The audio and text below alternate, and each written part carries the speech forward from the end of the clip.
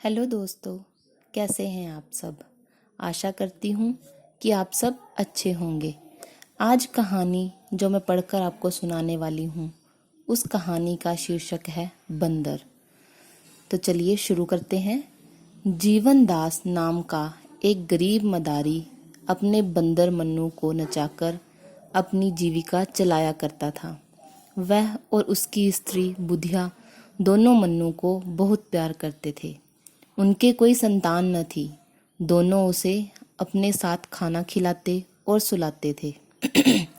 उनके लिए मन्नू से अधिक प्रिय और कोई न था। जीवन दास उसके लिए एक गेंद लाया। मन्नू आंगन में गेंद खेला करता था।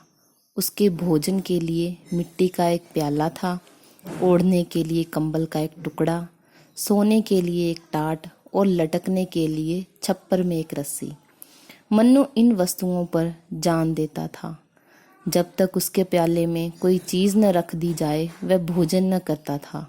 अपना टाट और कंबल का टुकड़ा उसे शाल और गद्दे से भी प्यारा था। उसके दिन बड़े सुख से बीत रहे थे। वह प्रातःकाल रोटियां खाकर मदारी के साथ तमाशा करने जाता था। दर्शक उसका तमाशा देखकर मुग्ध हो जाते थे। तमाशा खत्म हो जाने पर वह सबको सलाम करता था। लोगों के पैर पकड़कर पैसे मांगता था। मन्नू का कटोरा पैसों से भर जाता था।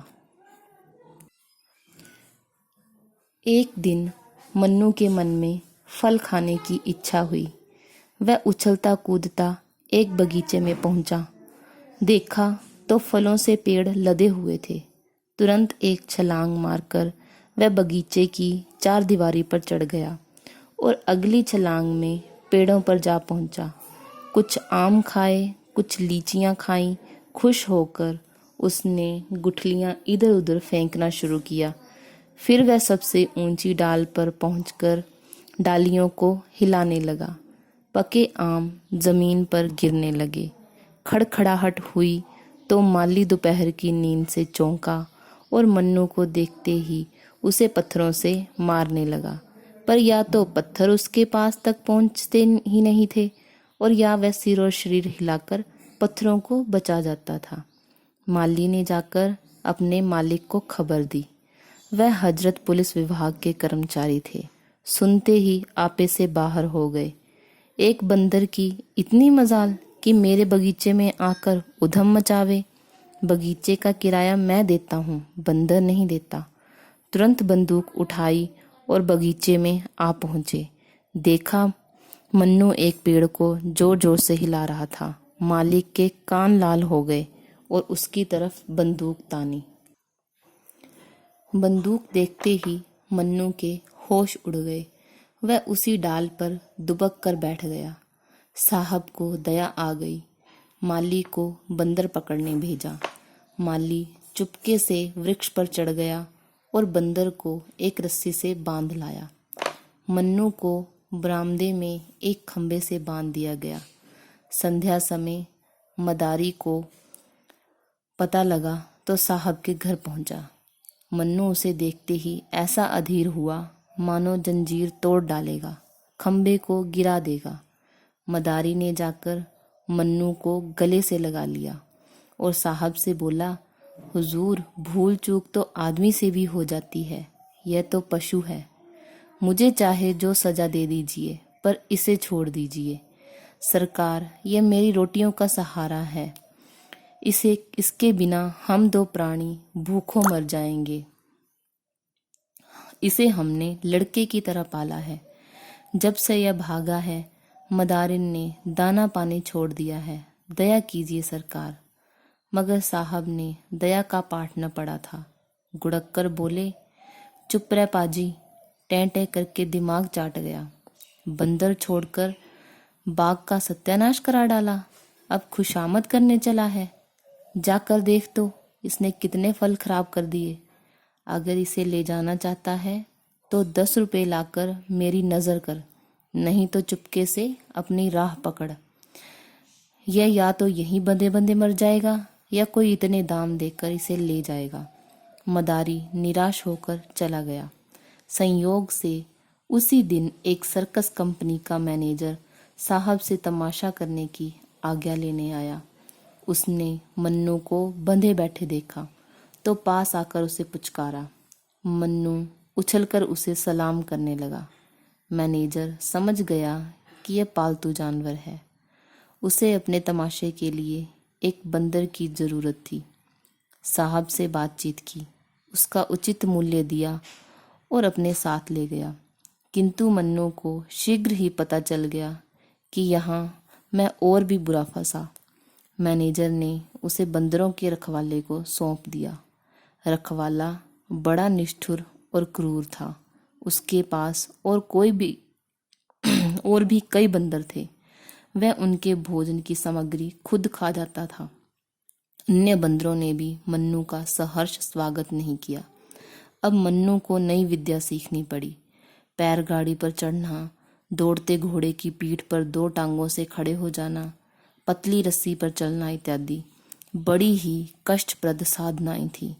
मन्नू को यह सब सीखने में बहुत मार खानी पड़ती। जरा भी चूकता तो पीठ पर डंडा पड़ जाता। संयोगवश एक दिन सर्कस के पंडाल में आग लग गई। इन्हीं झंझटों में एकाएक गैस की नली फट गई। हाहाकार मच गया। दर्शक जान लेकर भागे। कंपनी के कर्मचारी अपनी चीजें निकालने लगे। पशुओं की किसी को खबर ना रही। सर्कस में बड़े बड़े भयंकर जीव जंतु तमाशा करते थे। ये सब के सब जीव इस समय तमाशे के लिए खोले गए थे। आग लगते ही वे भागे। मन्नू भी भाग खड़ा हुआ। पीछे फिरकर भी न देखा कि पंडाल जला या बचा। मन्नू कूदता फांदता सीधे उसी घर पर पहुंचा जहां जीवन दास रहता था, लेकिन द्वार बंद था। खपरैल पर चढ़कर वह घर में घुस गया, मगर किसी आदमी का चिन्ह नहीं मिला। मोहल्ले वाले उसे देखते ही पहचान गए। शोर मच गया, मन्नू आया, मन्नू आया।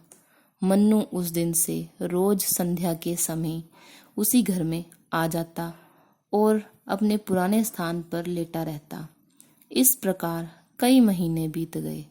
एक दिन मन्नू गली में बैठा था। इतने में लड़कों का शोर सुनाई दिया। उसने देखा एक बुढ़िया चीथड़े पहने, सिर के बाल छिटकाए भूतनियों की तरह चली आ रही है। कई लड़के उसके पीछे पत्थर फेंकते, पगली नानी की हाँक लगाते, तालियां बजाते चले आ रहे हैं। बुढ़िया शांत भाव से आगे चलती रही। जब वह निकट आई तो मन्नू उसे पहचान गया। यह तो मेरी बुढ़िया है। वह दौड़कर उसके पैरों में लिपट गया।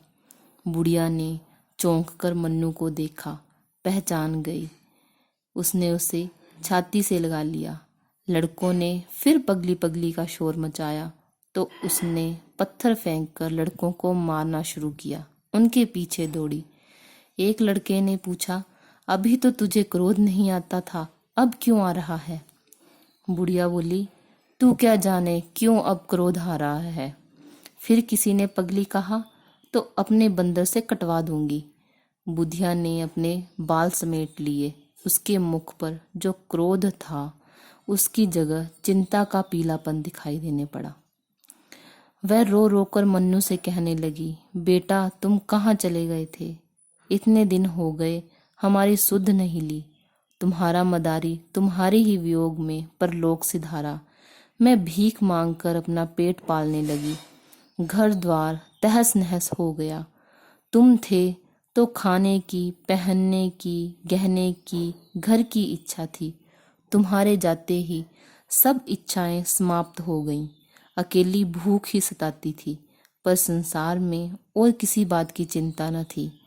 तुम्हारा मदारी मेरा, पर मेरी आंखों में आंसू न आए। वह खाट पर पड़ा करहाता था और मेरा कलेजा ऐसा पत्थर हो गया था कि उसकी दवा दारू की कौन कहे।